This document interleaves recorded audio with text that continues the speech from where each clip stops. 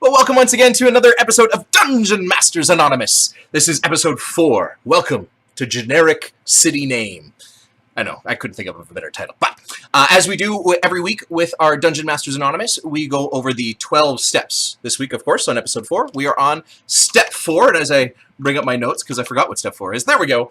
Made a searching and fearless moral inventory of all the times we fudged a dice roll as a DM. That's step 4 of Dungeon Masters Anonymous. Let's get into the program, shall we? We're pretty excited this week. We've got, once again, a special guest, but we also got both of our 2 co-hosts. But we'll start it off. I'll let our special guest introduce himself. Go ahead. This is Michael Nerman, and I'm a Dungeon Master. Hi, Michael. All right. We're getting less coordinated. We totally are. All right. Co-host number 1, you were up.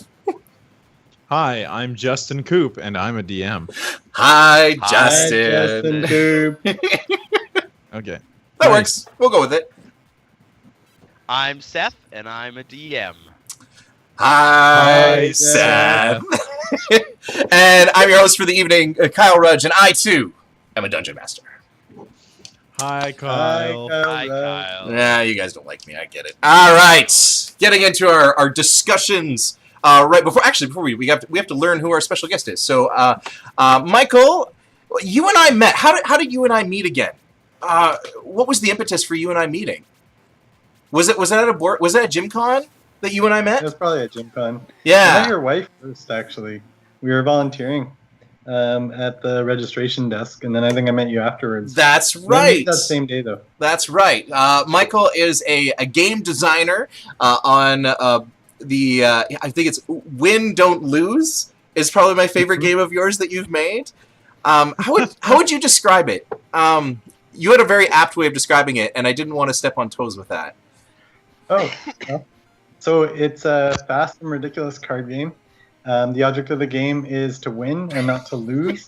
And it's very silly. Yeah, it kind of combines, like, it is its own unique game, but it has feelings of Flux combined with Munchkin, combined with every geeky reference genre that you can imagine, mixed into one, and somehow it all works together. So, and I believe it's free. It's print to play, right? Yeah, there's a print to play version. If you meet me at a convention, I might give you a copy of the whatever current edition I've got going on. Some of them are handwritten on old library cards. I'm working on a published version, which will be available on the Game Crafter, which is a print order website. Oh, I'm so excited for that.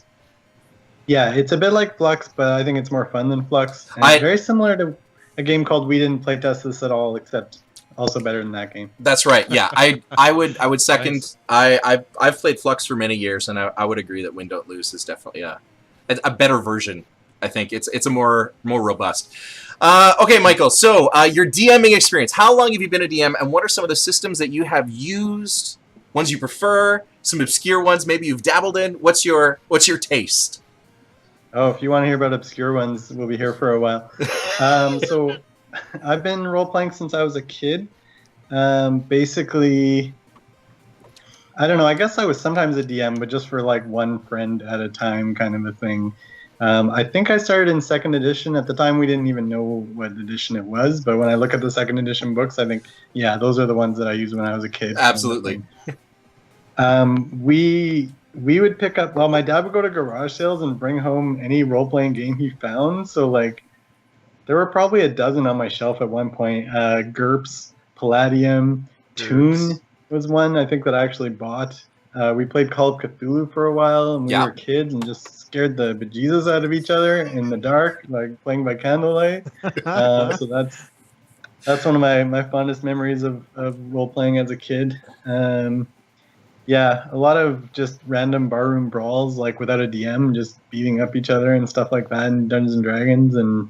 And we played some Ninja Turtles and oh my, some kind of superhero thing at one point. I don't know what else. Well, what's your current campaign that you're running? What are you in right now? So it's technically 3.5, but it would be more accurate to call it 3.P, which means it combines edition 3.5 with Pathfinder. Okay, yeah. And then we I and one other player do a lot of house ruling where we're rebuilding the skill system, and we change all the classes as necessary. If someone wants to make their fighter a little more like this, then we'll just make them a whole new class now, because we've just gotten to that point where it's like, tell me what you want to do with your character and I will make you a class for it. So yeah, we're kind of off the map as far as actually using the books. We don't really do it anymore. So yeah, and there's a number of other systems. I have like a fluid initiative system where like it's circular rather than just being here's around, here's around, here's around. Okay. So just stuff like that. Whatever sort of crazy idea I get, or whatever would make the game more balanced and stuff. 3.5 has a lot of balance issues. So we've done a lot to try to fix that. Awesome. Oh, and there's certainly opportunity to do so. With 3.5, there's just so much that you can tweak and modify and adjust. It is the fine tuning of D&D for sure. Our discussion questions today. So we've got a few, but the first one that was kind of story based. The greatest monster or the greatest like boss fight that you ever came up with. I'll start today. I usually go last, but I'll start today. I was at a situation where I was frantically. The players were looking into things that I hadn't really planned for, and I hate naming things on the fly. And there's this situation where I was like, and it came out, it's a pet store. And they're like, oh, what's its name? And I'm like, oh, man.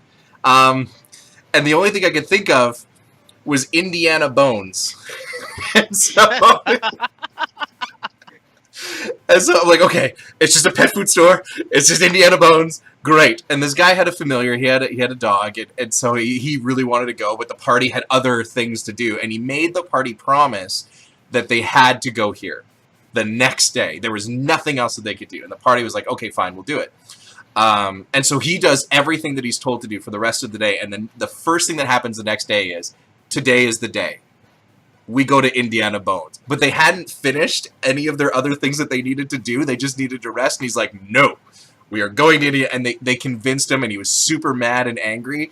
And so I decided that the next place that they were going to, they were like, oh, we're going to go here. And I was like, okay, it's located in this district. It's right here. I placed it right next to Indiana Bones on the fly so that there would be this conflict that came up. And so the orc is like, no, we are going here now. And he walks into the store. He's like, I don't care about the rest. He's like, we're in the middle of a murder investigation. No, Indiana Bones. And so he goes in. And so I just start describing. The place is empty. The owner is looking very, very distraught. He's like, I'm sorry, we're closed. And they find out that he's been, essentially, he's boarded up the storeroom because something ate all of his, and I was like, kind of like a rat sort of thing. Something was eating all of his things. But not only that, they also ate all of the, stock animals that he had in the basement. And so I'm like, okay, it'll just be like, hole in the wall, and we'll go there. And they start, and I'm like, okay, and I'm just drawing this random cavern. They're hearing things, and in my mind, I'm like, this has got to be an epic fight, because at this point, it has spawned so much roleplay that there needs to be some sort of payoff. So I'm frantically trying to figure something out, and I come up with this idea of it being some sort of insect-based, and they're seeing some insect sacks here and there, and right at the end, there's this giant centipede they see, just massive, huge chitinous plates that just shimmer in this blue-green glow in this cavern. And so they're like, okay, we need to kill this thing. And so they decide to fight it, and I'm like, okay, I wanted this fight to be epic, and so I made its AC unbelievably high. It was like 22. They would hit and they were not very high level at the time. I think they were level 2, and they could not hit this thing, or one would hit with a critical strike, but then it wouldn't do that much damage. And so they're trying to figure it out, and I'm like, how are they going to get past this thing? And so I made this idea on the fly of when it goes to attack, it rears itself back and then clamps onto you. And that's exposing this soft underbelly. And so they all, on the fly, were figuring out, okay, I'm going to hold my attack, wait for it to attack. And then they all stabbed it together at the same time. And this thing collapses down. And it was one of the most epic things that they had ever experienced. And I was frantically trying to put everything together. Like, this needs to work out. I'm like, crap, I made it too heavy, too high. I don't know, and I can't adjust it now. And it worked out so well. And I was so pleased with how much the party loved it. And they're like, wow, you must have been planning that for weeks. And I'm like, sure, we'll go with that. Yeah, weeks. But that's my massive epic monster battle that I was super proud of, that I had a lot of fun with. It had elements of combat where it wasn't just like roll, roll, roll, roll, but they had to think about the combat of like, we can't pierce its plate. What are we going to do? And so I love that idea. All right, Michael, you're up. Super awesome boss fight monster battle. Oh yeah, I had one story I was going to tell, but then your story reminded me another one, so I think I'm going to do that one. This is fairly recent. The players had found out that an NPC that they care about, actually one of the characters' boyfriend, had accidentally stumbled into this area where nobody goes. The whole town was like, basically, nobody ever goes there because no one's ever returned from there. So they built like a whole new road going around this town. So it had to be something super scary. So I made it that there were these devils, and the devils were super like manipulative, and they had taken everybody who had tried to go there and everybody who had lived in the town were all prisoners. And so I wanted to make them really devious. So I had them have this boss, and because the devils can teleport at will, so I decided once he got hurt to a certain point, he would just teleport away, and he would go to his fort, and he would drink up some potions and like heal himself up, and then he'd come back and start tearing into them again. But then when he went to do that, and then I gave him a couple spellcaster levels because I wanted to, make him stronger and sort of a more interesting fight.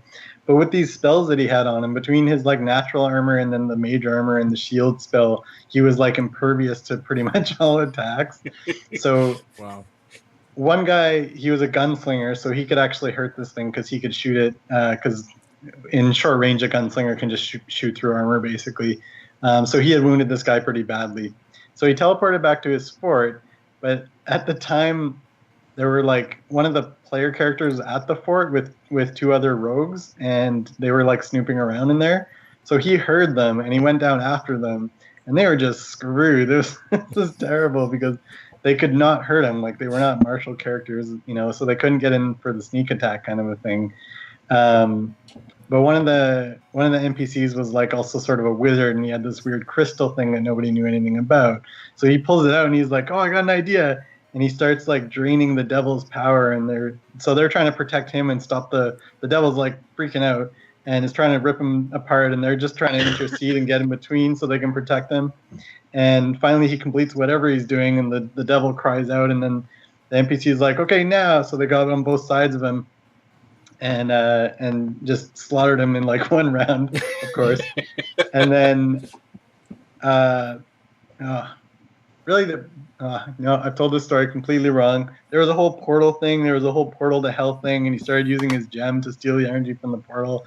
But then one of the players was like, "No, you can't do that," because they didn't want him to have more power. So they knocked the gem out of his hand into the portal to hell. And so then I didn't know this was going to happen, so I'm making this up as I go along, that they then jumped into this portal to go to hell because I went in after him because he went to get his crystal. That's a terrible idea!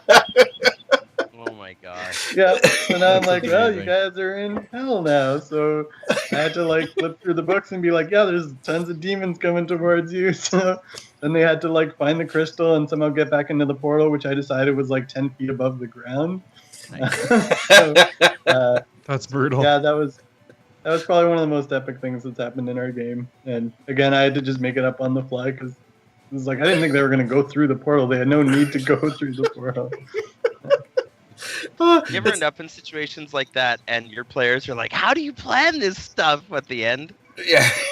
Yeah. You're like, "I'm literally making it up as I go along." Yeah. I plan everything. I'm amazing. Yeah, that's right. Uh-huh. We know the truth. The plan. All right, Justin, you're I up. think I'm just better making stuff up as I go along as opposed to when I've actually prepared things. Yeah, I find that too. I find the more that I prepare, the less epic it ends up becoming. All right, Justin, your story. You're up. Boss monster. The funny thing is, I all my boss monster fights have been pretty much on the whole, they've all been pretty underwhelming. Really? Like usually it either like my party rolls so badly that they get wiped in like 2 rounds of combat, or they roll so well that they kill my boss monster. So like the most memorable boss fights are always with like NPC characters, like, or not a boss monster per se, but just like the villain, or like when like the 2 goblins take out your party. Yeah, no, my parties just seem to die to the stupidest things. Pack of gnolls just kills them all. But there was this great story where it was following the one particular house of individuals, and they had they were kind of trying to restore the fortune of their house after it had been like basically politically like destroyed, defamed, all that kind of stuff. And one character in his story, he was young when this kind of all this stuff went down, and he was hiding in a courtyard, and he saw his father, who was a cleric, a good lawful good cleric of Pelor, the sun god. Yeah. And then he saw his mom, who was, what is she? A wizard of some kind. Yeah, a wizard, elvish wizard. And then they exchanged words. He couldn't hear what they said, and then they fought. And his mom killed his dad. And then his mom like searches the castle grounds looking for him, and he hides because he thinks that she's gonna kill him, because he had like a really, really close relationship with his father and didn't know what to do. So she was part of the group that was basically responsible for defaming the house. So he's like holds her responsible and is like has this like big thing. And they come to kind of like the climactic boss fight, and they're talking, and she's there, right? And they have this conversation where basically she reveals that her goal was to find him and take him away from them. And she starts revealing all of these things about the other house's past that other characters in the party had known about but hadn't told him. And so basically it's this like super awkward scene where this like character who's been searching for his mom for years to kill her is just like doesn't know, like, so there was like combat started then too, and so there was this weird couple rounds where he was pushing his friends away, but then his mom was like she summoned spiders, and a few friends were being captured, and like the player couldn't make decisions, like he couldn't make a decision. So I'm like, Kate, your round's up, like your character's like paralyzed with this decision, and the 6 seconds that is around has gone by. And eventually and this is why I think it's funny, is that actually the whole party got wiped by her. And then the rest of the party wakes up, but that character is missing. And eventually they would go on a quest to rescue him from his mom. But that was a really, really epic fight, because we were role playing it out as well. Like the emotion was really real. And you could see the players feeling guilty for being like, oh man, I didn't know that was such a big deal. I didn't know, I'm so sorry. I'm so sorry. Dude, we have to kill your mother. Yeah, no. So it was that was definitely one of the most entertaining, one of the most passionate, kind of best role playing, especially moments in those ways. All right, Seth, you're up. What do you got? Monster fight. So actually, I was gonna say I actually can sympathize with Justin. In a lot of my boss fights, I end up having to double their hit points halfway through just to make it worth being there. And so there's 2 that come to mind though. Many of my bosses are characters I wish I'd made, like characters I wanted to play but never got the chance. Mm-hmm. And so one time I threw a party up against a wizard, and I left him really squishy. He only had like 15 hit points, and this is going up against like a level 3 party or something like that. He's like nothing. But he had just gone deep into the summoning spells. And so he just stood back at a distance and just raised up animals and monsters and everything. And there was a great moment. I had a monk who was incredible at grappling, and like we'd get into a fight and he'd just wrap some guy up and couldn't move, and everyone would just walk over and just like schoolyard beat this guy to death, right, while the monk held him still. And so all this stuff's coming, and he's like, all right, who am I going to take down? And then this giant gorilla shows up. He goes, oh, that one's for me. And so they had this epic wrestling match. But that one went really well. The other one is actually, the whole encounter was a big boss fight. And I had this, I basically made, for the sake of speed, I basically made Kraven the Hunter. So I had this ranger who was just like decided the party was his prey, and he'd lured them into this temple where he had them all trapped. And at this point in the campaign, my wizard had just gotten access to level 3 spells, and he was solving every problem with Fireball. And he was so proud of himself. Everybody's like, and Fireball. And that was it, right? And The wizard's gone mad with power. Yeah, he was. So the very first room, I had this all set up because the hunter had been watching them for a while and stuff, so he was recognized this. So I had them in this confined area, and there's this like short, narrow hallway, and then I had my boss right at the start of the whole dungeon, and he's monologuing at them, because this annoys my wizard to no end too. When villains start monologuing, he immediately just like, and magic missile, I'm not listening to this. And so I had I had prepped though, there was a wall of force in front of the doorway of their room. So if he fireballed, he would just nuke his whole party. And they would just like incinerate themselves. And as I'm monologuing, I'm looking around the table, and I come to the wizard. We make eye contact, and he goes, wait. And I was like, oh, come on! And he held off. I couldn't believe it. He showed restraint. He'd never done this before. So it's like he knew. Anyway, so the end of that fight, though, was really cool. I'd set up this big jungle room, and I had previously captured 2 of the party members because they split the party, and that was foolish. And so I'd captured these 2 members. I had them tied up in a very Batman villain-esque.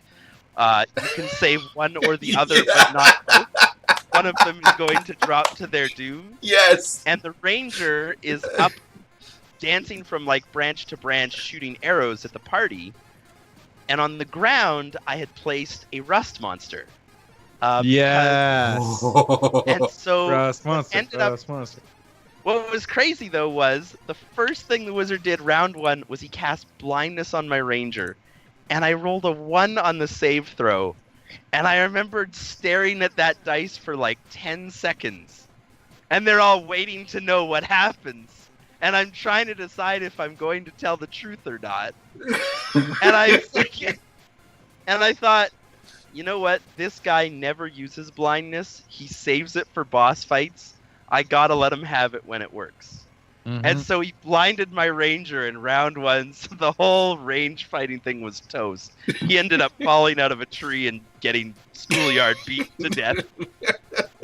But most of my party ended up spending all their resources and time saving these 2 party members. They were able to save both of them, narrowly. And they left the fighter alone to face this rust monster by himself. And so, no one came close to death, and there wasn't really a hard boss to fight. They all finished, they went, that wasn't so bad. And the fighter was standing there, weaponless in his underwear. And he's just like, And he was so depressed for weeks and weeks.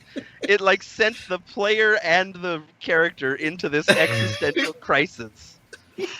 Oh man, because the whole point I had set it up, I had decided like the way I'd worked it out, I thought was he'll have to run away because he can't climb trees, he can't do anything. He's gonna have to run, and somebody's gonna have to peel for him, basically, right? Somebody else is gonna have to do this. Well, they all just ignored him. They're like, "You do this," and he was like, "But I don't think this is a good idea." And I remember the last fight, like he was killing it, but the last hit, he was just like, he drew his last weapon, and he's like, he looked so dejected as he was just like, "I just swing," and he's like, and he kills it. He didn't have wood weapons, man. He was just, oh no, everything was metal. He was unstoppable for a long time. He's going through his equipment list. Oh, Turkey leg. Can I use a turkey leg? Is that an improvised weapon? I felt kind of bad, Oh. but they left him alone, and he kind of just like, that last one, he's like, "I just swing again." It's just like, dissolve. Oh, those are Rust ruthless. monsters. Those are ruthless. Yeah. Oh man. All right. Well, next question then, which Seth plays off of really, really well, is as DMs we roll the dice, and they're not always public rolls, and sometimes the dice isn't what we want. When, as a DM, should you cheat, or should you at all? And what are the rules that you would set for yourself? Obviously, Seth cheats. Oh yeah. Or he considers it. So Tycho from Penny Arcade, I remember, I'll never forget this quote by him. He said, "The DM's screen exists only to provide the illusion that there is a system of rules at play." Very true. So what are some of the reasons why we would cheat? Like, Michael, do you cheat? Would you ever cheat on a roll? It's pretty rare that I would cheat on a roll, but definitely, giving the boss more hit points so the combat's a little more epic, I would definitely do that. Okay. With that devil, no one could hurt him, and I almost considered like maybe his AC is too high and I need to fix this, but I didn't. That time I actually stuck with it because the players would have known, right? So. And there's always the option to run. But what about you, Justin? Have you ever fudged a dice roll where it's just like, okay, this is gonna like wipe everybody or something? I have. I try to as much as possible not though.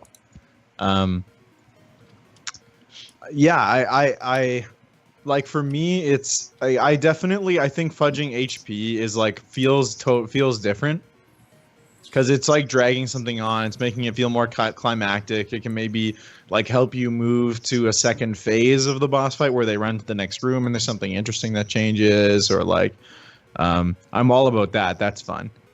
Or giving them just crazy one-off powers or something. I'm all good with that. It's like, oh, psych, he puts on a helmet and teleports. Like, I will do random stuff like that. Helm of teleportation, pretty common item in my repertoire. Strangely enough, but in terms of like roles, to me, like roles are roles. As much as possible. See, and I definitely would lean on as much as possible, but then there are times where, because roles are roles, so inevitably I have somebody where it's not like everybody is terrible, it's like one person. And it's like anytime I attack this person, I crit. Mm-hmm. And it's like in every single combat, that person is just getting the snot kicked out of them. And at that point, it's stopping being fun for them. And they're no longer, and I think at that point, I'm like, there are times where I'm like, I'm going to give it to him. He actually misses.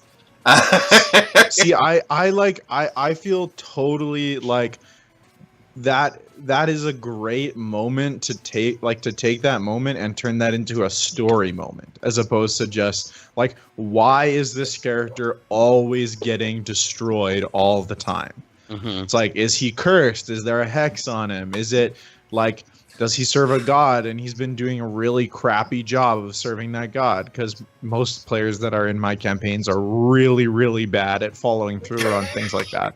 An alignment. What's that? Yeah, it's like, yeah, I'm a lawful good paladin. Let's cut off the guy's toes. It's like, okay. Actually, I have a similar thing in my game. There's the rogue. Whenever she goes off sneaking and doing her own thing, I'm making all the rolls because I don't want her to know how, how obvious it is. and she's failed almost every single one. And I just feel so bad for her. I mean, granted, she could put more ranks in her move silently and hide, but still, like every single time, someone discovers her. You are the worst rogue ever. Aiden in chat. I may have fudged one or two of those rolls. I honestly don't remember. I blocked it out of my memory, maybe. Fudging some random rolls is always good. What did Aiden say in chat? Aiden says, how do you guys feel about throwing in monsters like rust monsters that really change the way a fight plays out? So I'm never on top of things enough to actually like do that on the fly, but I think it's a great thing to plan for. Yeah, I wish that there were more monsters that I had in my toolkit that do things like that. Rust monsters, like the two that I love the most are the Rust Monster and the Disenchanter. I don't even know if that's actually in 5e Monster Manual, but it's definitely in my Fiend Folio from AD&D. And it's just like the funnest little thing. It's like I don't know if you guys are you guys familiar with that creature? No. Yeah. Oh man. Okay, hold on.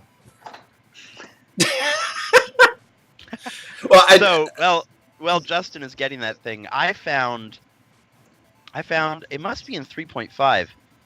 There is it's a fungus, and it has greater invisibility, so it is always invisible, and it is like slow, really easy to hit if you can figure out where it is. And I remember putting a party up against that, and they had the hardest time. They're like, because you hit it and it stays invisible, and the arrow that you hit it with disappears, right? And so they're like, "What happened? Did it hit? Did we do damage?" I was like, "You don't know." They're just like freaked out. That was one of the most terrifying things I think my party ever went through. Well, because they would have no idea what it looks like. They have no idea how dangerous it is. Oh yeah, and all of a sudden, like somebody just gets bit for all their health, right? Oof. Actually, it's funny you say that. In the last game I just had, I threw this thing at them. It's from Pathfinder. It's called a Living Mirage. And it's like this gas. It's an ooze, but it's in gas form. And it's totally invisible. And it creates an illusion of a mirage in the desert or whatever. So you like go to this mirage, and then it just starts sucking all your blood and like liquids out of you, like desiccating you. And I don't know what the hell's going on.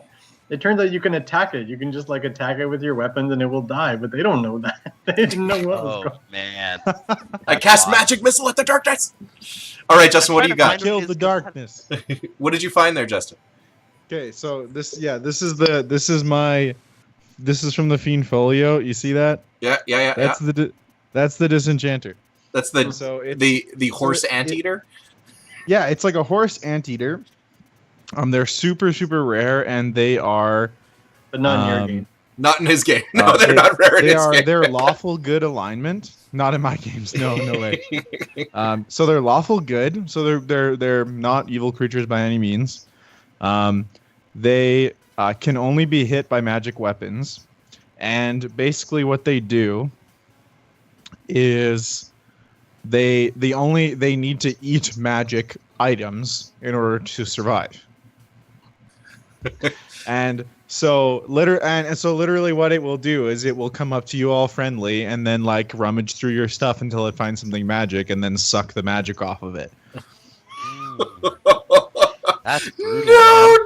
I have had some of the funnest stuff with that because like it goes up, sucks the magic off of some really incredible, like, turns your bag of holding into not a bag of holding anymore, and all the items just come spilling out.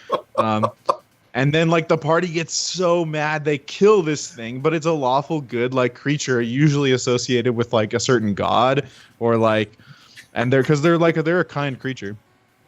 And then like there's all these like crazy consequences for them killing it. Oh man, it's just so fun. Oh man. Well, Fun for whom? Yeah. Me and for them. You don't need those magic items. You'll get another one. I really enjoy throwing, like when my party has, they always come into this default, like, or they figure out this is what works for us, and we're just doing it over and over. Like this is our maximum level of like, this is how we're going to engage in combat. This is how we're going to address all of these things. And I'm like, okay, I'm glad you figured that out. Now I want to throw a wrench into that and see what happens. Like, that's the time. Like, I love, so Rust Monsters, that Disenchanted, I want the stats for. I love things like that. Or one of the ones that I'm planning is just like introducing, like, I gave away a magic item that is way too powerful, like, to my party currently. I'm like, oh no. And so I'm developing a story where they're on the quest to find a paladin, but they don't know that it's his weapon that they have. And so something might happen. We'll see. But I like put the Disenchanter in there, see what happens. Ah, yes. That's okay. The person who's going to watch this is probably going to end up being the villain of the party anyway. So I've turned him against the party. Okay, so then the next question then. Justin mentioned in his boss fights that they always end up at TPK. But that's not always the case. Sometimes single characters die, or a few characters die. The D&D campaign that I'm a player in, we played on International Tabletop Day, and more than half the party died, and the rest of us fled. And, and they're just gone. How do you handle player death? What is a way in which, because that could be traumatic for the player, it can result in some big discrepancies in the game, some frustrations. How do you handle player death within your campaign? What do you got, Seth? You go first this time. I was gonna say, I can go if no one else, if everyone's still thinking. So in the campaigns that I've run, quite often I'm playing with newer players, and often they die because I'll get to a point where it's like, okay, I'm gonna see if I can push them at this point, right? Yeah. Put them in a little bit over their head, try and see how far I can draw them, right? And they'll recklessly run into it. And so quite often at least in my experiences, the characters die before they've really realized their story, before the player really got to do everything they wanted to with them. And so what I'll do is, and they would always look at me after they're like totally wiped out, like -10 and gone, and they'd look at me and go, so what now?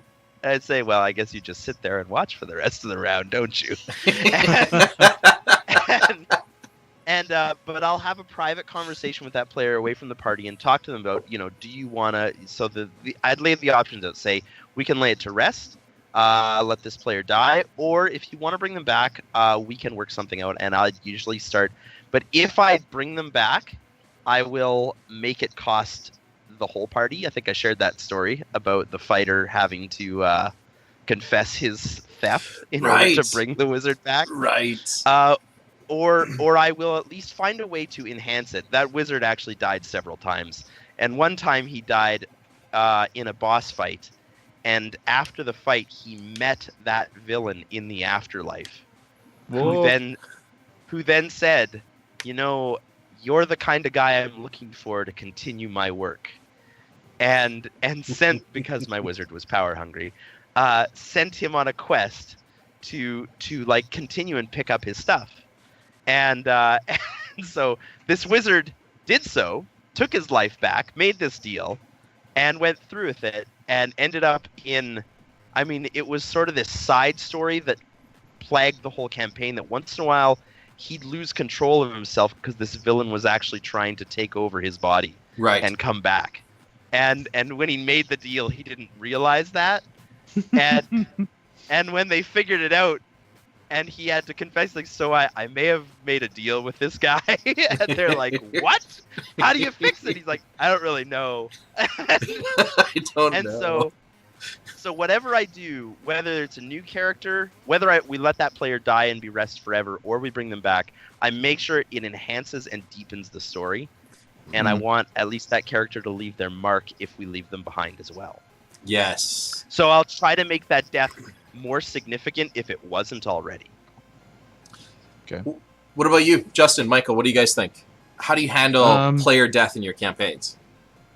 Yeah, I'm pretty brutal when it comes to player death. I have no grace. I usually I usually intentionally make where people who know how to resurrect really, really rare. I just feel like there's a certain part of me that wants to like finish stories, and like when characters have stories that are unresolved, that can suck. But I feel like if there's nothing at stake for the players when it comes to the life of their character, like it eventually becomes meaningless. Like when someone dies, always someone will be like, well, we can just resurrect though, right? And that feeling of like this, like this can mean nothing. Yeah, death This has to can mean be something. nothing. This can be respawning in Halo, right? Like, so usually what I'll make available is, if they really, really want to, they can like search out some crazy shaman who can do the reincarnate spell, because that's hilarious. It's like, you're a knoll now. Surprise. Sweet. Good luck being a person. And so there's that, or there's I don't know. I generally make it more once characters get to higher levels, like I make them go on quests to do something. Like they have to go and ask the person's patron deity to release their soul back to Earth, or they have to, depending on who they are, go and like fight for their soul in a ring of hell, or fun stuff like that. But generally, it pretty much always ends with someone having to roll a new character. See, I like Critical Role. So Matt Mercer and their crew, one of the things that they do with the idea of wanting it to mean something. So if a character dies, like outright dies, they can do a resurrect spell, but it has a chance of failing, and then it doesn't work. And so the way that happens is that they offer something to this resurrection spell. So they and each person is allowed to offer some sort of RP thing. So if one character died, they could offer a song that was memorable between the two of them, and they sing it. And it's like, okay, make a performance check. And so they roll a performance check, and if it meets the DC, and so he sets the DC, based on how cool the roleplay is, I would presume.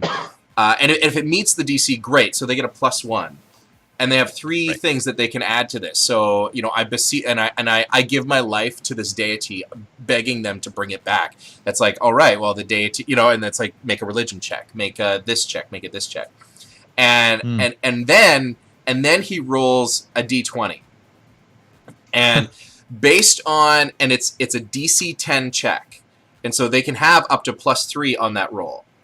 But if the character, and then rolls, and that's what it is permanently. So if it's over the 10, great. Then it's up to the character to decide whether or not they want to come back, if their spirit wants to return, or if they die more than one time. So if this is the second time, it's now a DC 12. If it's a third time, it's a 14. If it's and it just keeps harder and harder and harder to bring this person back. And I like that. I like that idea. What about you, Michael? How do you handle character death in your campaigns? Well, okay, I gotta admit, maybe I'm not the best DM when it comes to this, because I've largely gone with sort of the 3.5, you can cast Raise Dead or whatever. But because in my game, there's no single cast, like all the PCs can't be tier 1 classes. They can't be clerics or druids unless they multi-class. So none of them actually have access to that spell. They can buy a scroll of it, but then it's like, it actually costs quite a bit of money, so there is a cost there. And then I've been lucky in that my players are good and they've handled it really well. So when the one character Mahi died, when she came back, she was like very troubled about it and acted differently and stuff like that, and it really felt like, oh, she actually went through this traumatic experience. And then the second time we had a player death in that campaign was Gerard, and the person who took that scroll and tried to raise him from the dead worshipped a god that Gerard did not like, so he didn't come back. So because all he knows is that somebody is using magic based on this god and wants you to return to life, and he was like, nope, I'm not going back for that god. So that was like a really intense thing, and they wasted the scroll. And he did end up coming back to life, kind of a thing. And then, yeah, the 3.5 also has where you lose a level when you come back. I know 5th edition got rid of that, but yeah, that's a thing. So, and my game has various ways that you can earn extra experience points by doing like extra work on your character, or even by buying snacks or whatever. But you have to at least go through. When you die, you have to go through at least one full adventure, one level lower than everybody else. So you're kind of gimpy, I guess, and it definitely feels bad for the player to be like, oh, I'm in level 11, that sort of a thing. But I guess because my players have been really good, I have felt like death really does mean something. And people freak out when somebody. I also have this thing called the Realm of Shadow, which is where if a monster hits you and you might go down, I ask you how many hit points you have, and then I tell you, okay, that person's in the Realm of Shadow. They've fallen in combat, and in D&D you can go from -1 to -9, you're still alive, and at -10 you're dead. But the players don't know how many hit points the person has, so they don't know if they're already dead or not. So everybody rushes over to heal them so they don't bleed out. Meanwhile, they might already be dead, and that's always like a really terrifying experience. I had one player who went into the Realm of Shadow, and she was convinced she was dead. And she picks up a player's handbook, and she's like, "I think I'll make a sorcerer next." That sort of thing. So I don't know. I think there is still that fear of death in my game, which is important. If that was going away, then yeah, I would definitely need to resolve it and think about things a little bit. But actually there have been a couple new characters join my party for this coming adventure. Some players are just sort of temporarily using other characters, and so they had to have this conversation of like, if you die, do you want to be resurrected? And one of the characters is an orc who worships Grumsh, the god of slaughter. And she was like, well, if I can bring you back from the dead, but it won't be pleasant. Like, you might regret it, kind of a thing. And she didn't explain what she meant by that. So they're all like, okay, maybe we don't want that. And then another character is a druid, and she has reincarnate. So it's like, well, I can bring you back, but you won't be, you probably won't be an elf anymore. You probably won't be a human anymore. You won't be an orc, kind of thing. So they had a really interesting conversation in terms of like, if you die, do you actually want to come back, or do you want to stay dead? And some of the characters really are not very happy, well-adjusted people, and often they'll just be like, nope, I've had enough of this world. I die. Just leave me, to enjoy my eternal reward or whatever is on the other side, kind of thing. So, interesting. Yeah. Well, I feel like player death is such a big deal.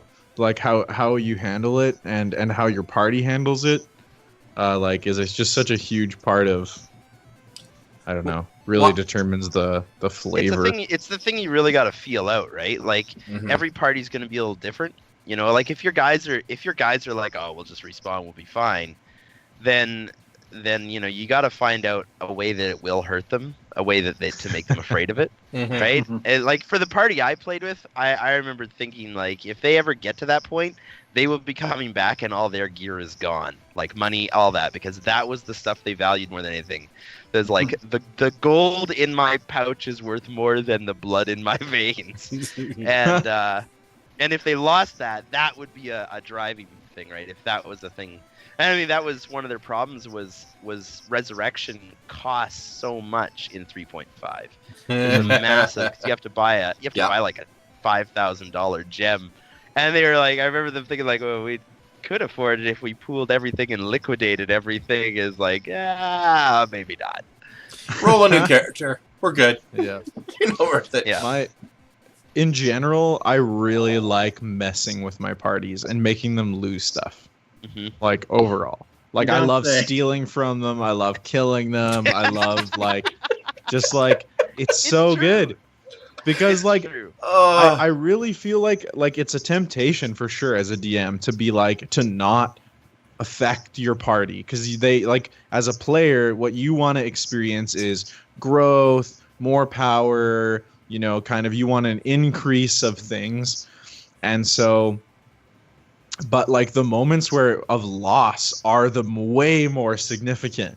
Like just recently in our campaign, a barbarian dueled another like a champion. Like they were in a city that was being besieged, And a champion from this army that was sieging it and kind of looting the surrounding town comes up to the gate and says, you know, send out your champion to fight me, and I promise I'll let all these hostages I have go if they can beat me.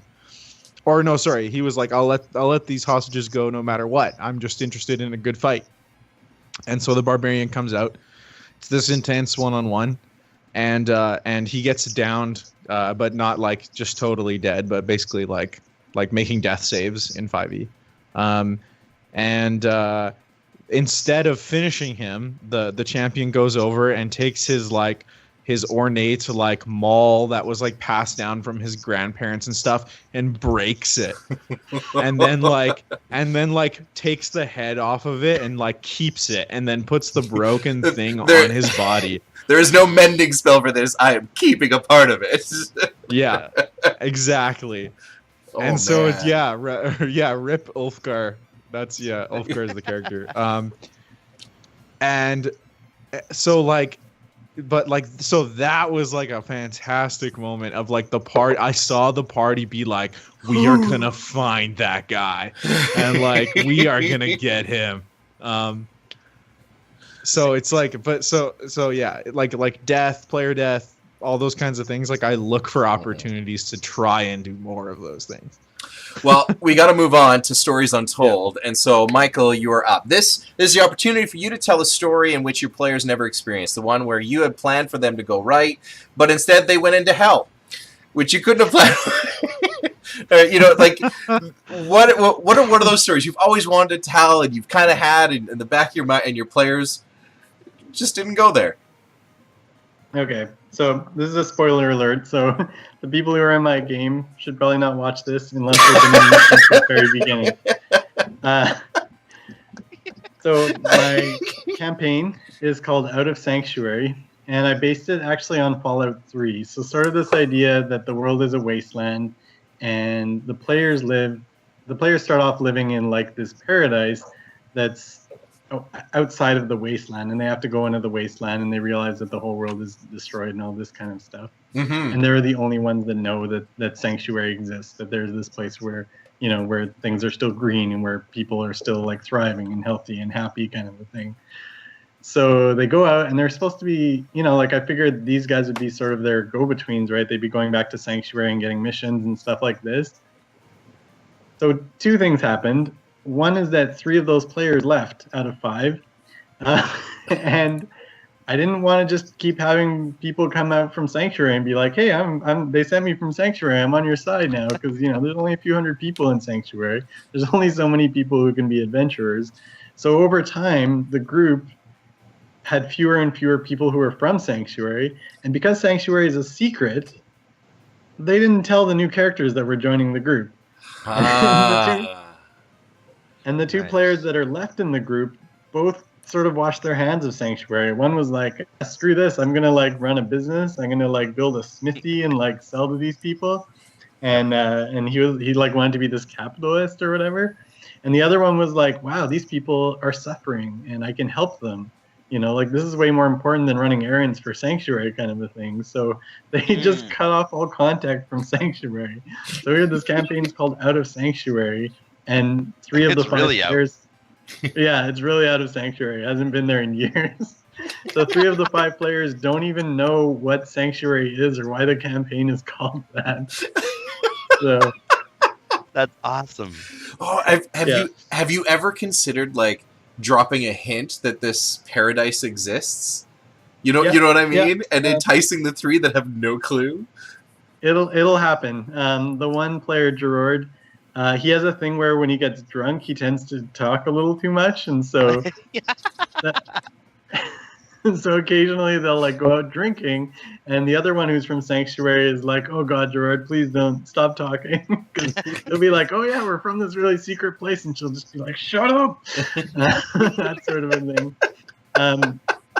I also do a thing. I do a thing called Choose Your Own Adventure, where I take all the ideas for adventures that I have, and I sort of give a brief like teaser of them, and I let the players choose which one they're going to do. Cool. So one of them is Mahi and Gerard's past comes back to haunt them. So one of these times, they're going to be like, that's it, we're doing that, it's going to happen. So the people from Sanctuary who are are gonna show up and be like, "You guys have to come back. Like you're a security risk. You know, you've been here too long. These people have turned you. Blah blah blah." And then, so it's gonna be tense. And then That'll one be of the awesome. other, yeah. And okay, spoiler alert again. The current This is- adventure, the current adventure that they're on, they're going to be meeting one of the other original characters who's from Sanctuary. And so the folks from the Council of Sanctuary tracked her down and erased her memory. So they're going to meet. Sorry, actually, the person is actually a gender, so I shouldn't be saying her. Anyway, so they're going to meet this person, and this person's going to be confused, just sort of like insane because their memory has been erased, and they don't know who they are. And the two players, Gerard and Mahi, are not in the group right now because the players agreed to play as NPCs for this adventure. So nobody in the group is going to know who this person is. And they're going to meet them. So stories in my game, stories that haven't been told are stories that will one day be told because I have them in my back pocket waiting. I know everything that's going to happen. There is one that might not happen, which is like there are these orcs that live under the main town. They live in like deep underground, and the town was basically going to be like, we have to deal with this, and they were going to storm the orcs and like basically pour lava down the tunnels and wipe them out, kind of a thing. Yeah, That's a bit extreme. Yeah, but based on the current, because they never picked that adventure, they picked other adventures and other things are happening, and there's going to be changes within the orcs and stuff like that. So I think that story again will never be told. So, but yeah, I had that adventure. I had actually started writing it at one point. I was going to use it, and then something happened, and it didn't come up. So I've got this sort of half-formed adventure that it won't make sense anymore. So yeah, that's one that'll never happen. See, I've been tempted lately to running 2 different campaigns, and if they don't go there, then I'm going to put it in front of the other group. I'm going to make this story happen. Yeah. All right. Well, I've got adventures and story hooks that have been, like this campaign's been going for 3 years, and I'll pull it out, and they'll be like, "Oh, that was really cool," and I'm like, "Yeah." Like I've been thinking about this for 2 years, and now it finally happened. Like, yeah, it's very exciting. Oh, man. Well, we're going to come back. We're going to take a little bit about a 5-minute break or so. We'll come back with our communal campaign builder, where you in the chat, and also Michael, our special guest, and Justin and Seth, and myself, we will continue our 5th edition campaign that we've been building. So far, the Tabras Dahlia Saga is kind of what we're going with as an overarching title that's working, so I'm sure that will change. Justin wasn't here last week, and Seth and I kind of went crazy with our guest, and so there's a lot Guys. and Justin told us that he hadn't watched last week's episode yet, so we're gonna have to catch him up. We'll catch Michael up, but in about 5 minutes we'll get back and we'll restart our communal campaign builder. Awesome. We'll see you in about 5 minutes.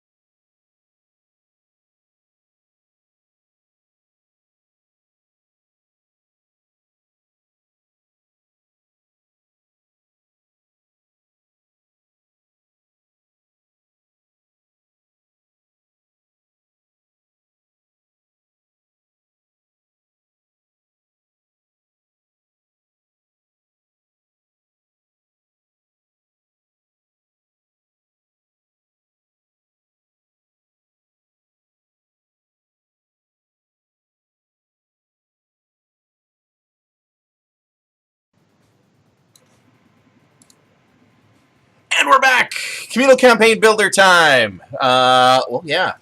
Everybody's got their water, everybody's ready to go. So communal campaign builder is where we get together, we have our guest, we have our co-hosts, and we have you in the chat that help us build a 5th edition campaign. We're in episode 4, which we're calling Welcome to Generic City Names. So well, obviously that's alluding to what we're going to do. As a brief recap of the world, this is going to get longer and longer.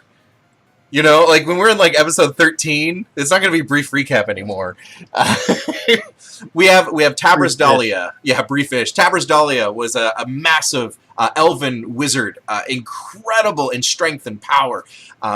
Definitely a crusader of Bahamut, and a general in many of his armies, won many wars over many centuries. However, along the way, she saw that a lot of the wars that she would win on the side of the oppressed, only hundreds of years later, to be fighting on the other side, because the ones that won that war were now the oppressors. And seeing this cycle of injustice that doesn't seem to have an end, due to her service, we have Bahamut, who grants her a single wish in which she asks for a portion of his deityship. And she becomes a demi-goddess and decides, with her newfound power, to create her own demi-plane, a world, and attempt to create a world that exists without injustice. However, it proves a task too great, and a party of level 6 or higher takes and somehow acquires a book, which is up to you, the DM, if you're ever going to use this campaign. They acquire a book, and in the reading of this book, it is actually the incantation that brings them to this demi-plane. And while they're there, they first encounter how this demi-plane is made. And Justin, this is where things get weird. Okay, here we go. And so we thought about the idea of like, well, what happens when you first get into this demi-plane? What do you do? What do you see? And so the first thing you see is just this sea of white. It's like you're standing on glass, like salt flats, but not really ground. It's flat and nothing. And in the distance, you see this fresco, this cityscape in the distance, and walking toward it. There's you realize as you get closer that it's actually a wall and a painting on a wall, and it leads to a door, and opening up into the door, you step into a tavern, where the tavern is mostly finished. And there is Mr. Bart Ender. He has his script that he goes through, and certain things that he can answer, but he's very limited in his intelligence. The Is his idea name literally Bart Ender? I Yes. have to interrupt you. Is Yes. his name literally Bart It is Ender? literally Bart Ender. Okay. Carry on. You can thank guest. You can thank our previous guest. That was Jordan. It's all him. Thanks, Jordan. I will find you. And so anyways, Phone Bartholomew. In Jordan's defense, we decided that if this was test material, that going through the process of naming stuff that wasn't going to be used in the final product wasn't really necessary. that was kind of the idea.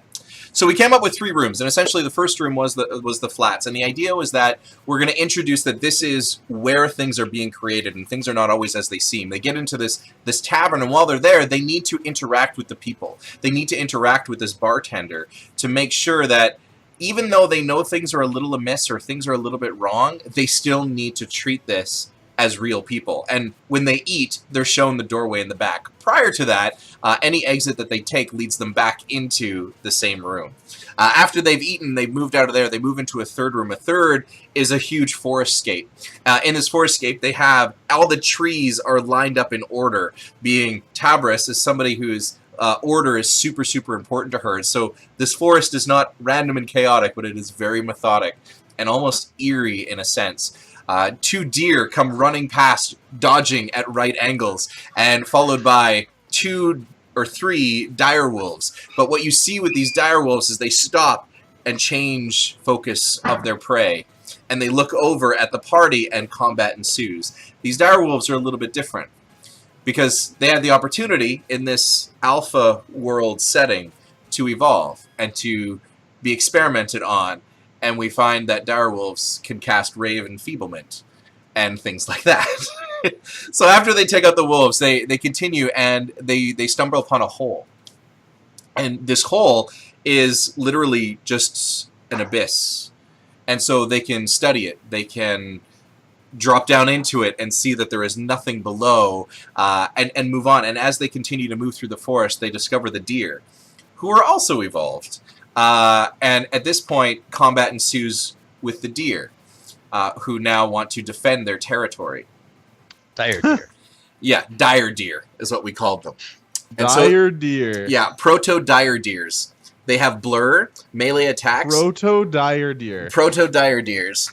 They have melee attacks. The non-antlered deer are healers, so they cast healing magic, and buffs. And so that's the idea. The idea is like, okay, I may know what these things are, but in this demi-plane, it was created to change everything. So I don't know. I can't trust the knowledge that I had before. And so they continue into this fight, and eventually, where they've stepped, ground starts to fall out. And the ground starts to get a little bit less and less, and they can get trapped. They can less, and the idea is the way out is down. In which case they land in a large, open, salt flat field, where in the distance they see a city, but this time it is not a painting on a wall. And that's where we've ended up. The other thing, Okay. Michael, to fill you in, we've also developed our villain. Our villain for the party, for this epic conquest, who is called Yabesh, was actually the first, how would I say, the first agent of Tabris Dahlia. So she's trying to create order and eradicate injustice. So she creates this being called Yabesh, who's a very likable being, but truly believes that this is possible. And anytime he sees sort of injustice or something wrong, he has the power to rewrite essentially the genetic code to change things, to erase memories, to manipulate the thing around him for the betterment of justice. And he is absolutely devout in this belief that he can succeed, whereas Tabris is at the point now where realizing this might not be possible. So yeah, that's where we end up. We've now landed in the Salt Flats, and we need to think about the city in the distance, the generic city name that we have not yet named, of probably where they're going to go. What is this city? Who is in this city? What do they encounter in the city? What is it called? Who are some of the people? So that's where we find ourselves today, the first city. So, Can Yavish, question. can Yavish rewrite the players, the PCs as well? I'm going to say no, and I think that's part of the intrigue that Yabesh has, is that eventually I think Yabesh will try. Yeah, because they are not part of the original programming. Yeah, they are on the outside Yavish of it. won't have control over that. It might So- be perceived as a virus, eh? In some ways, like if it depends on the party too, right? Like if you have if your party is a lich, well, things might go unjustly pretty quickly. But if it's filled with paladins, maybe it doesn't. But so what kind of vision do you see of this city, of the first city that they're going to encounter? What does that look like? What does that feel like? So did they, just for clarification, did they interact with this villain character? And sorry, I Not as missed of yet. The name Yabesh. Yavesh. Yabesh. So they haven't met him yet. They have not encountered Yabesh as of yet. Okay, so what do we think is the timeline on meeting him? I'm good in First City. I think that's a great... You want to introduce it early enough, right? And I think the attempt was that it wouldn't be introduced as the villain. Yeah. Because it might not be to the party. This might actually be the one that they like and they agree with. My first reaction is to have the party meet him straight away. Because the idea is that he's when the party meets him, they're he's out in the wilderness. Like he's not bold enough or serious enough about his endeavors to be in the midst of all of civilization. Like he's just kind of out in the wilderness, fixing all of the weird stuff, like all the beginner kind of area. Like so like a John Rambo type character, like can't engage in regular life. Maybe Yeah, I don't know if I see it as like a war veteran can't engage with real life. Well, no, but it's I'm saying like an outsider, like has a specific purpose, does this thing, but yeah, but yes, when I'm that. not doing this Yeah. thing, I don't know what to do. Can't relate to people and whatever. Yeah. Like what sort of popped into my head was there would be a giant tower in the middle of the city that presumably Yavish lives or exists in and can be watching everybody. And it would be sort of a panopticon thing where you never know if Yavish is watching, so you have to always be good, kind of a thing. Ah. So that brings up the question, do the people know that he rewrites them? Because he could be so good at his job that they don't. Right? They don't remember. Right, exactly. Huh. Hmm. I don't know. What do you think? Justin, what do you think about that? You're super tied to our villain here. I do really like our villain. But I don't like know. the tower. Maybe- I like the tower. I like the tower, and this is where he lives because it gives a visual piece for them to seek out. Or what if I the felt like- PCs the PCs are the only ones that can see the tower? Nobody else acknowledges that it's there. They can't see it for whatever Ooh. reason. That would be Ooh. interesting. Yeah, Jeez. that That could would be make cool. sense. And maybe the town can kind of feel a little bit like similarly to some of those opening areas where it's a town that sorry, I always forget I forget how to pronounce his name. Which one? Fart. Yavish? Yavesh? What is Yabesh. it? B. I'm gonna look. So think JABESH. Oh yeah, okay, Yabesh. Okay, Yeah, okay. Yabesh. I had to literally pull up the chat or our own stream just to read it. Yabesh, okay. Yeah, like I think it should be a more kind of fleshed out town, but things are still really, really like jilted and really like uncanny. Like it's a town that he has kind of already he's really focused on keeping in line. So he's constantly like rewriting people when they act out, and he's constantly like policing this particular town so that like people will disappear and then they'll come back like, oh hey, everything's fine, like top of the How long- morning. Like How long do we want this this campaign to go for? Level 18. Man, let's find out. I don't know. Because one of the things that would be interesting, and I was just thinking about this about the city, is it going to reflect that order? Like when we talked about the deer and the wolves, we talked about how, if they were sort of designed to function in a specific way, they moved like they turned at right angles, right? They didn't have erratic movements. Everything was really ordered. And I was wondering, like, is the city going to look the same way? Is it going to be like you see, like, there's sort of this 4-block chunk that's like copy and pasted throughout to make a larger city? I was thinking that at this point it would start showing more creativity. Okay. That we like maybe we need to put a few more things that show some of those early stages of creativity. But Well, so the other thing that occurred to me was it could start being sort of looks like a regular town. You go in, like people have built houses as they built them. The town expanded as it went, right? But when, like, if Yabesh takes them or they leave the city for a time, and because we kind of wanted to witness that sort of fall of Yabesh as well, right? Like he wasn't fully formed as a villain yet, and the Right. PCs were going to witness that they could leave, that fall could happen, and when they come back to town, it's been reorganized and reordered into a much more like systematic format. So and that the buildings have actually changed. it's gone back to an It's- ordered structure where Yeah, and everything's just like really uniform, really like you can basically like walk through 4 blocks of the city and then you know what everything looks like. I like the idea we would need a character in this city that that they could get emotionally attached to, right? Like your bartender, Justin, that you have all the time. But somebody that they could really like, and then when they come back, that character is different or doesn't remember them. Something has changed about that character, so that it gives that, was this change good or bad?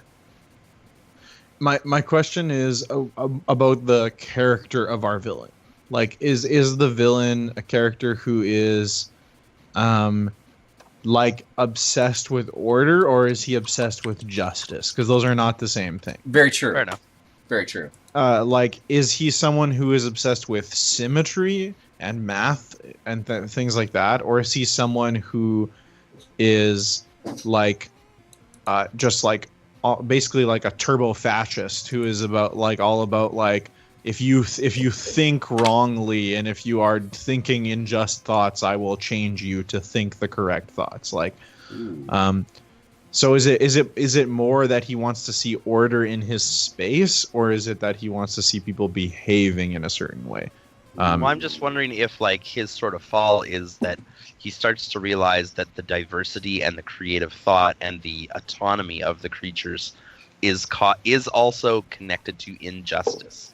And so by ridding the world of that, he realizes he has to take that out at the root. Maybe ridding the world of inequality would eliminate injustice. And so in that way, so things like, well, I'm better at art than you. Nope, not anymore. I have a bigger house than you, right? So yeah. Everybody has to have exactly the same house so that there's no jealousy. Maybe that's it, Justin. Maybe it typically is a behavioral thing, but maybe that's the fall of where he kind of tips over the point where it's like, now I need to really start changing things, like this. You know what I mean? Like maybe that's the tipping point. I don't know. What do you think? You were going to say something, Justin. Yeah. No. Yeah, that could make sense. Trying to think, because we had talked a little bit about one like him having a turning point, having his turning point be when he comes into conflict with this wizard, right? Had we talked about that 2 episodes ago? Probably. What was it? Well, so Tabrastalia, the wizard the one who created like the demi-plane. creator of the plane. Okay, right. And so some of the I knew they were an elf. That's all I knew about them. Yeah. Some of the ideas that we had with Tabris was possibly she recognizes the futility of a world without injustice. That there can be no justice without injustice in some ways. And with that, she now has this creation that if she's going to leave, it ceases to exist. And so it's almost a gilded cage of sorts where she knows she can't create what she wants to create, but she doesn't want to destroy the thing that she's already created. And so that's kind of the catch-22 that she's found herself caught in, to give some world perspective in that. Yeah. I feel like I'd like the villainous character to have his turn be in like Act 2 at some point, like in terms of story development. Yep. That he's literally, his job is to keep things not broken and to find broken things and fix them. And that like he starts going down this path of like reprogramming individual people and even cities and things like that after he has kind of come face to face with this character and basically realized that his own creator and the reason that his creator made him, they don't believe in anymore. Yep. And then he's like, no, you're wrong. I'm going to go do the thing. Yeah. Okay. And then the party either agrees and helps him out, or disagrees. and then they become the brown shirts and they join the Turbo Fascist League. Or because you guys have kind of said like that she changes her mind afterwards, right? That she kind of sees her creation, recognizes that, and I mean one of the maybe one of the flaws of Yabesh is that he's actually unable to change his mind. Like, yeah, definitely, absolutely. Yeah, I mean, his entire purpose for existing is to do that specific task that she no longer believes in.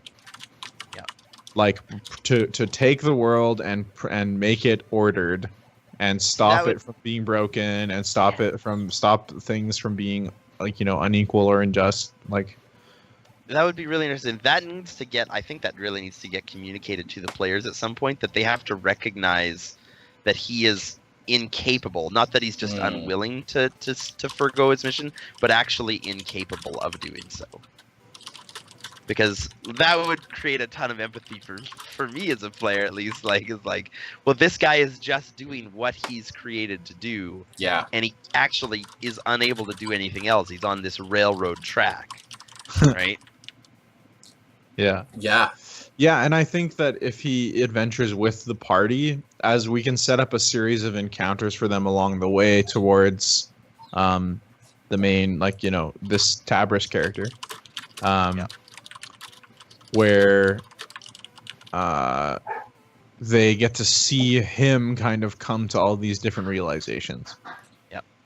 Like, we meet him in this town, and we can like name it and come up with some stuff that happens in the town. But the town that he lives in, I'm imagining, is perfect. Like, he literally lives in the perfect town. There is no injustice. There is no problems. Like, already. Yeah. I think it would be interesting that he is the one that, like, he has huge reason to meet the party, because the party, when they step into this perfect city, they are introducing imperfection, so he would notice. Yeah. And it's not that he would, like, I think he would notice that there is something amiss here. They don't belong here, but I'm gonna hold on to that and investigate further. Yeah.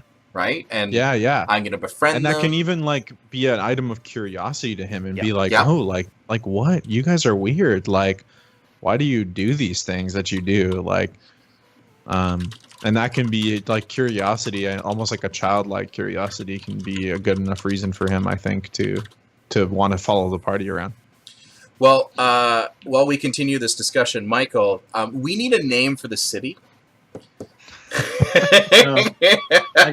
There's something I wanted to say. Like, go for it. This is all sort of sounding like a short story or like a novel. It feels a bit roady to me. You know, like having plans about how this is all going to go down. You know, where's the players just exploring and doing things, and I don't know, interacting with stuff. Yeah, I think that'll definitely come out in kind of what happens in the city, and even how that exactly plays out. Like, I think we can kind of set things up so that things like this character interacting with the party, if he sees them at all. So if they completely ignore the city and him, then, well, what are we going to do? But if he sees them at all, like, it can be part of his character that he is interested in why they are doing what they're doing and why they're behaving the way they are, no, regardless of what they do. Yeah, I think we still need to establish what are some of the motivations of the NPCs, which allows us to build the story around. We can't control how the PCs engage with that, but it makes sense to have some sort of structure around that, not necessarily dictating all his lines or how he reveals himself, etc. But I do think that the villain would, or Yabesh, we keep saying villain because he might not be, but he has this idea that, hey, this is something different into this world. I want to meet it. I am curious about it. I potentially want to destroy it. I don't know, but but I don't know if because I'm not sure he reacts like that way immediately. No, I don't think so but either. I think he should introduce himself as a guide. Yeah, that makes sense. One of the things, I guess the players are a source of information for him, because everything in this world is sort of fabricated, right? Yeah. You can't learn anything. So maybe it's through the players that he can like try to understand how life really works or something. Ooh. Yeah. That's totally what I'm thinking.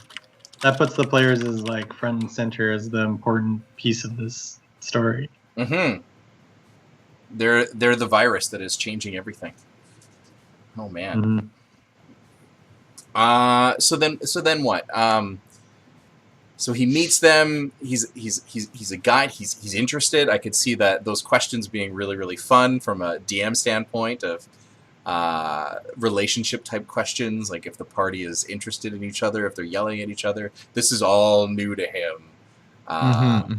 That type of stuff. So where does he want them to go? Like he'd probably be like, I want to go with you guys. I've got this thing to do. You know, like that's the. I've got something that I got to do. I'd love it if you guys came with me. Maybe there's like problems that he can't figure out how to solve. He sort of puts them in that situation just to see what they'll do, so he can judge and like learn more. You know, so maybe there'll be like trickster-esque. Yeah. Mm-hmm. I like that. I like that a lot. Interesting. Okay. That's okay. Really cool. In which case, you could do like what you do, Michael, with your choose your own adventure. We could have like several things, and the party can kind of say, well, I have this or this or this, right? Mm-hmm. Huh. So then, what would be a situation that he doesn't quite understand that he'd want to put the party into?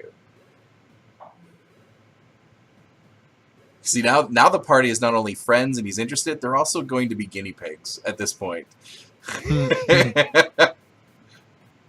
I feel like, I mean, I love moral dilemmas in games. Putting the players in moral dilemmas is one of the funnest things to watch them go through. Yeah. I'm just trying to think, and to me, like, the idea of a crisis involving a child would be a really nice adventure. I haven't got that totally fleshed out, but like a child that is terminally ill or in some kind of danger. Well, who was it earlier today that told the story of they had to save one of the two? The Batman villain story. Yeah. Me. And in that, almost like what if they had like you know, like a dad that, or like a father or a person who would really benefit the town. He's very, very wide and held the town together, or a child, and they could only save one, or they only had enough antidotes to one. It's like, well, where there's injustice no matter which decision happens. So how do you process this? Mm-hmm. Or there's crying foul. I don't know. That was one idea, but I'm thinking like, or sorry, Michael, you go ahead. Oh, just like your typical situations, because people are people and things happen where you're like, well, you know, like the moral dilemma that actually happens in real life, right? Like I actually put one of those, and it's all fake because he staged it. But put this moral dilemma that seems very natural in the player's hands to see what they do, because he doesn't know what's just in that situation. Maybe something like that would be interesting. So is he looking at them to see as bastions of justice? You know what I mean? Like their answer is the right answer? No, I think he's just looking for other perspectives. Okay. Because he has nobody to talk to, essentially. Right. He totally doesn't. Yeah, I was thinking of maybe him having the party be in a position of doing justice. Like he sets them up in different situations with different types of people that he's made. Like a super evil person who they walk in on them killing someone. Like, and the players can maybe even not even understand that he's setting these things up. Like some random kid runs up to them and is like, "Hey, I heard some loud noises from that building over there. You guys should check it out." And it's like the most evil looking guy is just murdering 20 people in the building, and and like you can even go like full crazy because this character has no idea what is appropriate. And then maybe and- the moral dilemma there is, do we kill this guy, right? Like, Yeah, it's sort okay, of so a capital punishment type situation. or we can maybe even not even understand not even let the players understand that they're being watched or being evaluated. They're just being put in all these situations where so there's the guy caught in murder, and do they murder him? What do they do? Do they capture him? What do they do? Let's put a guy who's, he's in the street and he's beating his child, and like, now what's the party gonna do? Like, and just literally put them through like basic moral, like, kind of situations. And then, we can maybe we can develop some sort of system that like that influences actually how his character develops. Where like depending on how violent, how bloody, how retributive the party is, the more like willing to do those kinds of things the character becomes. I like that. I like the party's actions would be reflected in Yabesh. I really like that. I like the idea that if they are more brutal, it's essentially, well, if this is your boss fight, you have no one to blame but yourself. Like that sort of moment. I like that. What if Yavish is watching them in disguise? Maybe they come into the town and a child runs up to them and is like, "Oh, you're new. Let me show you around." And that's Yavish, who's watching them and judging them and trying to understand them and trying to learn from them. Yeah, totally. Yavish in disguise. A child wants to show them. Okay. Huh. Or we could even just let them meet him face to face, like, because they're not gonna know who or what he is. Like, he could be, because remind me, like, he's kind of like a weird like construct type thing, right? I don't know. We haven't really have notes on that. I don't think we really described what he was. Did we? I feel like we had talked about Big Hero. What was it? Big Hero 6? Yep. Like and the like the crazy the black like micro machine type thing, where he's like a living construct made of like thousands of small pieces. Right. Yeah. Construct enemies. I see that here. I think his feet shouldn't touch the ground. That would be symbolic. Like, he should float along above the ground. Definitely. He should have a vaguely humanoid look, but it's just like all these tiny little pieces, and he kind of just just like floats. That'd be cool. That's right. Like we talked about him looking like Odo from Deep Space Nine, where he wasn't quite like he had the reflection of a humanoid figure, but it was more flat and didn't have as much definition. I have to Google that. I don't know who Odo is. Oh man! I also haven't. I don't know who Odo is, and I haven't seen. But like Odo, as if Odo was made of tiny micro machines instead of flesh. Micro machines? Are you talking about nanobots? Yeah, basically. But just not like cars. Literally nano, but like just small. Micro machines are little toy cars. I don't know how you build a person out of them. Yeah, you do. Challenge accepted, Michael. Challenge accepted. Ooh, like one of those Transformers, where right. 6 of them combine to make one giant. Except it's like that, but with thousands of them. Hundreds of them. And if one is missing, he cannot form. Or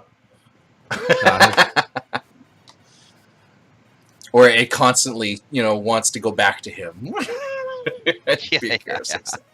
Okay, so maybe not Yavish in disguise at that point, but I do think then Yavish has the capability of overriding code so that he can have his own, essentially, agents, right? So he could send a child because that's what he's written the child to do.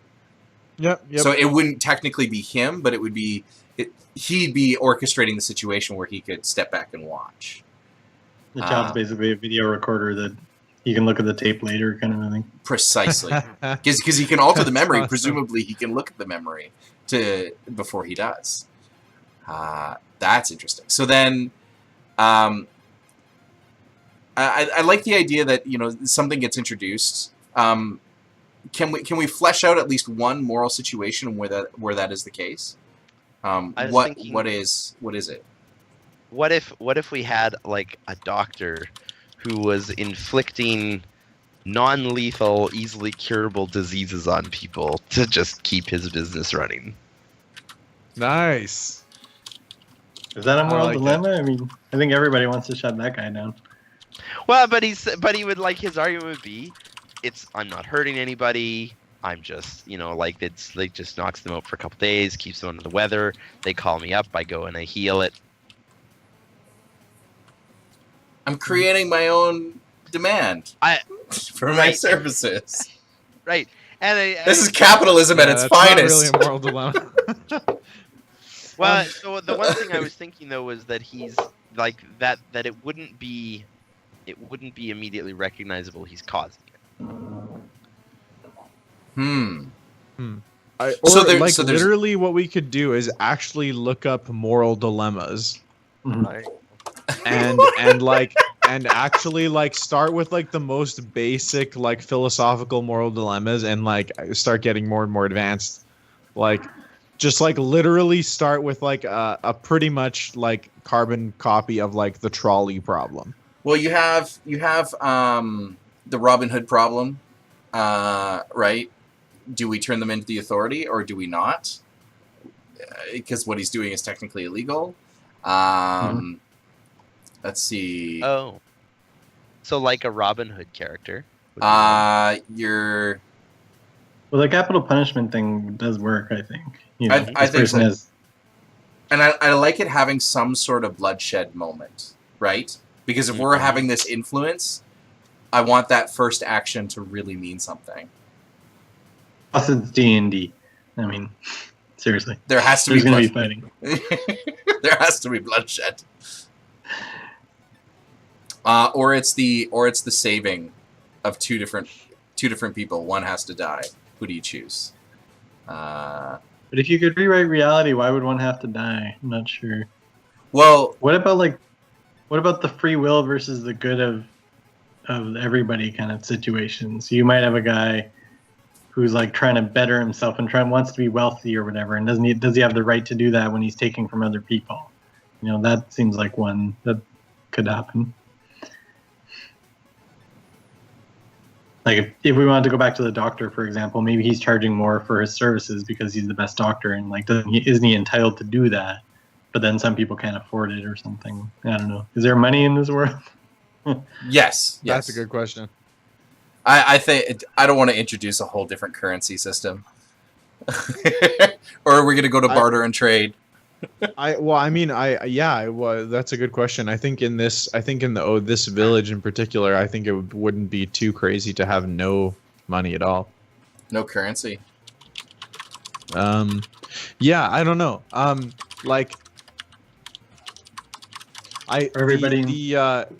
don't know if you guys are imagining the same thing as me, but when I'm thinking about these dilemmas, I'm imagining them as specifically constructed for the party. Like that, like if the party explores the village, they find everything in perfect order and peace.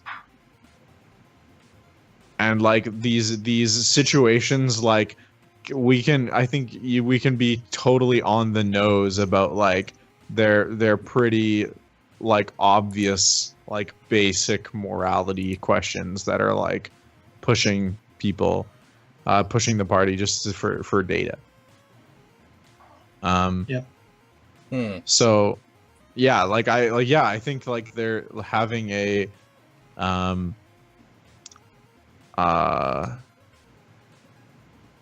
doing the trolley problem would be interesting. What are some other more like how about a mad bomber who's been caught, but there are still bombs elsewhere? How do you extract the information? Right? Do you interesting. Do you justify torture? Sorry, Justin, what is the trolley problem? Oh, that's like so you have I'm trying to remember which variation I'm thinking about. I think the most basic one is you have a You have a trolley on the right, which has one person bound on it, and the thing is going to drive them over and run them over and kill them if you don't do anything. And you can throw the handle to switch the tracks. Sorry, opposite. There are 3 people bound on the tracks, and if you do nothing, the trolley is going to kill them, all 3 of them. If you throw the switch, it will divert to another path, and it'll kill one person instead. Mm-hmm. And so the question, so it's kind of your most basic moral question, like, is it worse to be personally responsible for the death of one person, or a bystander to the death of 3 people? And so you could set up a D&D version of that somehow. So I was just reading some. This one is, and this would have, it would have to be modified, but a pregnant woman leading a group of people out of a cave is on a coast is stuck in the mouth of the cave. In short time, high tide will be upon them, and unless she's unstuck, they'll all drown except the woman, whose head is sticking out of the cave. Fortunately, someone has a stick of dynamite. This seems to be no way to get the pregnant woman loose without using the dynamite, which will inevitably kill her. But if they do not use it, everyone else will drown. What should they do? Yeah, so that's basically the trolley problem. The trolley thing. problem Right. with pregnancy and dynamite. Right. Because the wagon problem doesn't work in fantasy settings as much as trolley. Yeah. Oh man. It's like you can fireball her out. The problem with all this is magic, actually, I'm realizing. Right. That's why I like the mad bomber situation. So somebody has been caught. They are, they've blown up a whole bunch of things, and there's believed to be bombs elsewhere that could kill hundreds of people. How do you extract this information from him? Zone of truth. May or may not. That's right. Zone of truth. Dang it! It's gonna break it. You're right. Protect lives. Only if the party has. So maybe these ethical dilemmas are actually the wrong way to go. Maybe the better way to go is to go into specific, like this person creates specific social situations that the party is asked to arbitrate. So something as simple as, here's a murderer. He killed 4 people, and the king is really far away, and you guys seem authoritative. Make a decision. What should we do with him? Or different situations like that, like coming in on someone who's a murderer, or walking by an instance of domestic abuse, or just different kind of more socially focused situations, so that which aren't designed to have one answer, but kind of generally how the party decides to go about it can influence the character. Well, I like the idea then of if it's the murderer that they're arbitrating, that his while he did murder someone, he has reason for it. Right? But if I didn't, then my son would have died. But you killed somebody else's son to do that. Yeah, I know. Whatever that situation. So I like the social situations as opposed to a constructed morality thing because of the stupid zone of truth. I was wondering if some sort of dispute between merchants would be, but I was trying to figure out what that would be. But I just thought something in sort of the commerce area of the city would be a good point. Yeah, it's like capitalism versus socialism. You can have a small child character obligate the party to go help we need your help with this situation. Can you help my dad? And then after that, after some sort of initial thing, if they even go for it, the town just seems to keep throwing things at them now that they're kind of the appointed judges from afar or something. Huh. But it can be weird. It can feel it can feel constrained and obligated for the party. And 'Cause it is. manufactured. Yeah. Like, it is within the framework of the story. It is totally manufactured. Like, a character is manufacturing it within the narrative. Like, yeah. Like, what if a hungry child is caught stealing, and the merchant Oh, that's a great one. Like, the merchant demands, like, doesn't want to be paid, demands that the child be punished. Hand. Yeah. Yeah, hand chopped. I think that would be merchant demand. Man, that's a great one. Because this isn't the first time the child is stolen. Yeah. Sure. How do they respond? I feel like I want these stories to lack backstory and motivation. Is that crazy? Hmm. No, that's fine. Like, I think not because that wouldn't be more interesting, but because like to still like subtly communicate to the observant player that these are kind of out of context situations, like these are contrived situations. Go ahead, Michael. So what happens when the players ask, well, has the child done this before or something like that?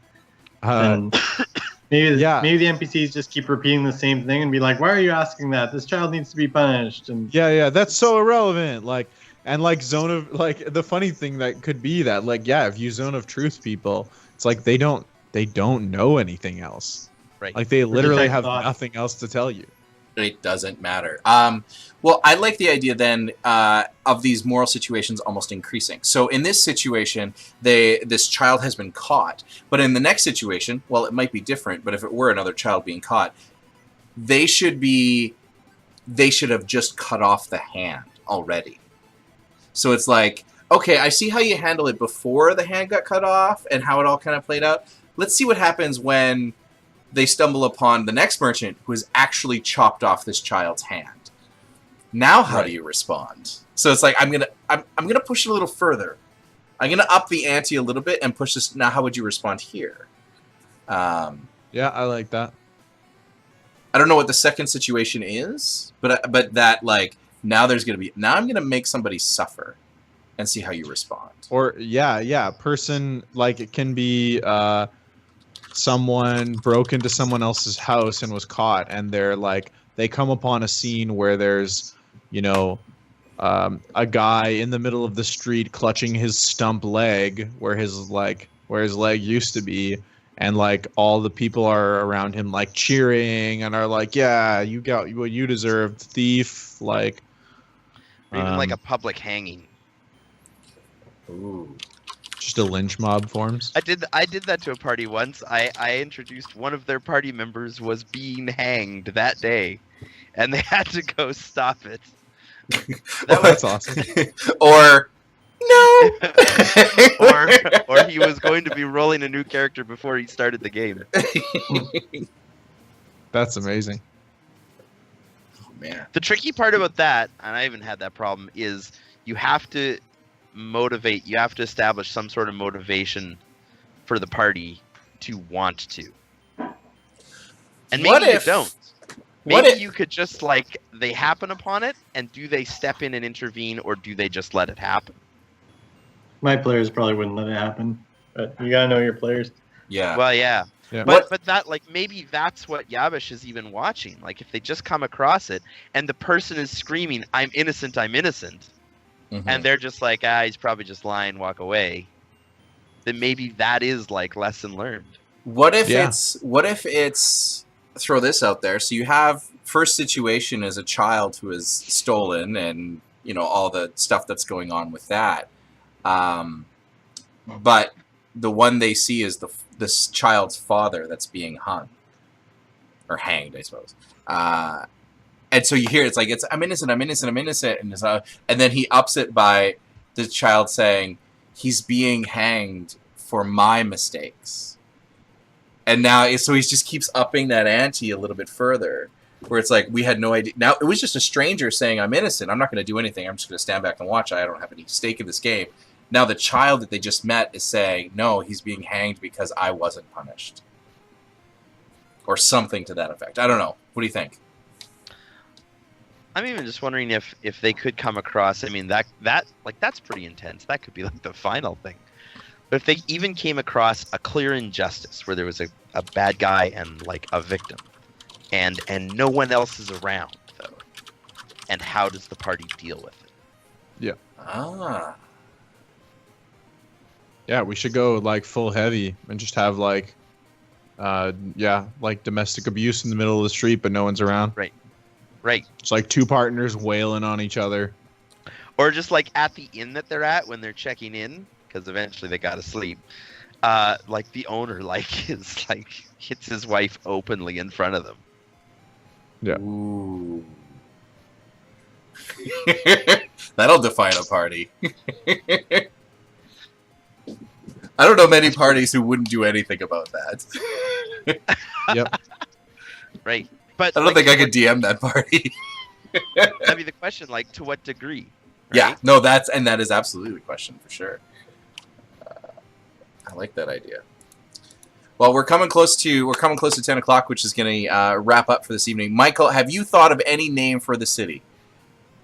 We need something. I thought I had successfully sidestepped that question. Not today. We had some good conversation, didn't we? Every guest has to name something. Something, yeah. This is why I'm a co-host and not a guest. We'd be going to Fredville. Did Yavish create this town from scratch then? Yeah. Yavish didn't create it, did he? No, Yavish didn't create it, but he's altered it. He's So- he's arbitrating it, or whatever you might want to call yeah, it. absolutely. Okay. So then it was created by an elf, so I think the name would be an Elven. Okay. It'd have sort of a flowery name to it, probably. Flowery Okay. sound. I'm liking where you're going so far. Chicago. Chicago bird. All right. Didn't Tolkien write about Chicago? It was 3 villages down so. from Rivendell. It was the rough All right. river. What about Thelnia? That sort of has an Elvish sound to it. Delnia? Thelnia. Thelnia. The TH. Thelnia. TH, yeah. I make it that way. Ooh, I like that. I'm good with that. The city of Thelnia. All right. Well, Michael, thank you so much for joining us. We really appreciate you coming on. Thank you for thanks being the time, Michael. And thanks for being a dungeon master. I'm sure your players love it, and the community that you build around it is awesome. And I would long to be in a one-shot at some point in time in your campaign from the stories you've told so far. So. Oh, cool. Okay. I make a good villain. Hmm. All right. We might just have to like actually run a like an actual like session of D&D on this thing. You know, one day we should. That'll be fun. I haven't done an online D&D in a long time. And that was like play by email stuff. Oh my word. All right. That is it. We'll be back next week. Super excited. We'll have yet another special guest. We'll have Step 5 of Dungeon Masters Anonymous in our 12-step program as we continue to grow. We'll continue with our communal campaign builder, and we'll flesh out a little bit more of the city, and I think maybe we'll start naming some inns and some shops so that the DMs that hate naming things don't have to if they don't want to. That's it for me. I'm Kyle Rudge. We'll see you all next week on Dungeon Masters Anonymous.